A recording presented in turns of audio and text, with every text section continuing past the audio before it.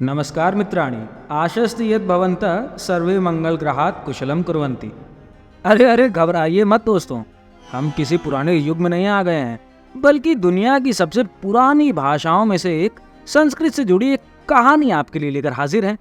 दोस्तों, जैसे ही हम संस्कृत शब्द का नाम लेते हैं तो हमारे दिमाग में किसी शादी या पूजा में पंडितों द्वारा बोले गए मंत्र झट से आ जाते हैं, या फिर स्कूल में ज्यादा मार्क्स लाने के लिए संस्कृत एज अ सब्जेक्ट हम में से कई लोगों ने लिया होगा।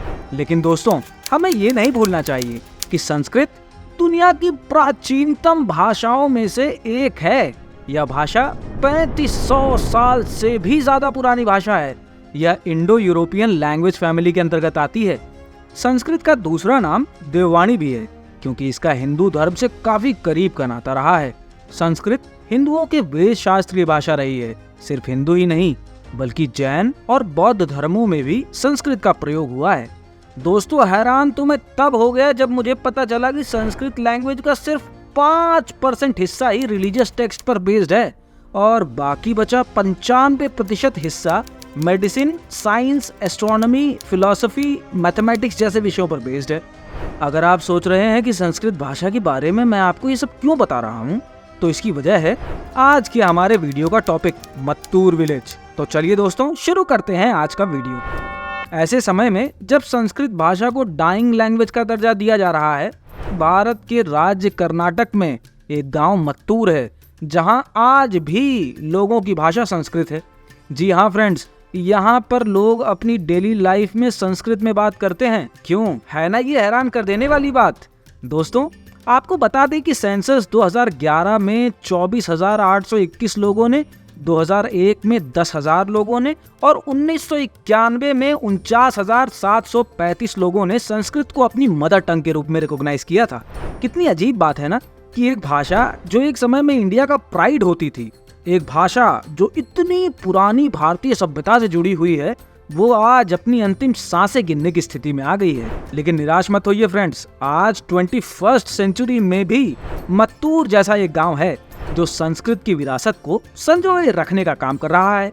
यह गांव अपने आप में बड़ा अनोखा है, क्योंकि एक तरफ यहाँ वैदिक पीरियड की संस्कृत भाषा बोली जाती है, लेकिन वहीं दूसरी तरफ 21st सेंचुरी की टेक्नोलॉजीज भी इस गांव में धड़ल्ले से यूज की जाती है। इससे हमें यह पता चलता है कि संस्कृत कितनी ओपन माइंडेड भाषा है। दोस्तों, मत्तूर गांव है तो छोटा सा गांव, लेकिन यहाँ पर आप जो अनुभव करेंगे उसके सामने बड़े बड़े शहर भी फेल हो सकते हैं। मत्तूर एक एग्रेरियन विलेज है, जहाँ ज्यादातर एकेरा नट्स और पैडी का कल्टीवेशन किया जाता है। इस गांव में संकेतिस नाम के प्राचीन ब्राह्मण कम्युनिटी के लोग रहते हैं। माना जाता है कि ये लोग 600 साल पहले केरल राज्य से मत्तूर में आकर बसे थे, इसीलिए यहाँ लोग संकेती भाषा भी बोलते हैं। संकेती भाषा संस्कृत और साउथ इंडियन लैंग्वेजेस का मिक्सचर है और ये देवनागरी स्क्रिप्ट में ही लिखा जाता है। अगर हम इस गांव की बनावट की बात करें, इस गांव के ठीक बीचों बीच एक मंदिर और एक स्कूल है। इस गांव के लोग संस्कृत में ही अपनी एजुकेशन लेते हैं और आपस में बात भी इसी भाषा में करते हैं। यहाँ तक कि घरों या दुकानों के बाहर जो बोर्ड होते हैं, उनके नाम भी संस्कृत में ही लिखे होते हैं। यानी यहाँ सब्जी बेचने वाला हो या पंडित, बच्चा हो या जवान या फिर बूढ़ा, आज भी संस्कृत में ही बात करते हैं। तो आखिर इन सब के पीछे की असली कहानी है क्या? आखिर संस्कृत मत्तूर की प्राइमरी लैंग्वेज बन कैसे गई? ये सिलसिला शुरू होता है साल 1981 से, जब यहाँ पर एंट्री होती है संस्कृत भारती नाम की एक संस्था की, जिन्होंने इस गांव में 10 दिन की एक वर्कशॉप ऑर्गेनाइज की। इस वर्कशॉप में यहाँ के लोगों ने संस्कृत को प्रिजर्व करने में इतना इंटरेस्ट दिखाया कि यहाँ के एक विद्वान माने जाने वाले पेजावर मुत्त ने इस गांव को एक संस्कृत गांव का दर्जा देने में देर नहीं की और तब से ही यहाँ के स्कूलों में संस्कृत की एजुकेशन दी जाने लगी। आज भी यहाँ बच्चे के 10 साल के होते ही उन्हें वेदों का पाठ पढ़ाया जाता है।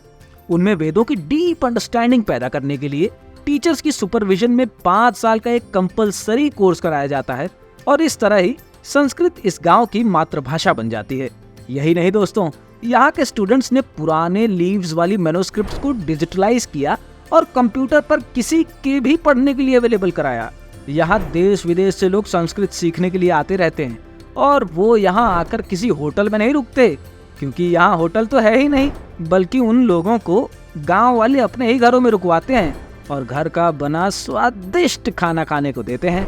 इस गांव की कहानी जानकर इसे सलाम करने का मन होता है। भारतीय संस्कृति को बचाने के लिए ऐसे ही इनिशिएटिव्स की जरूरत हमारे देश को है।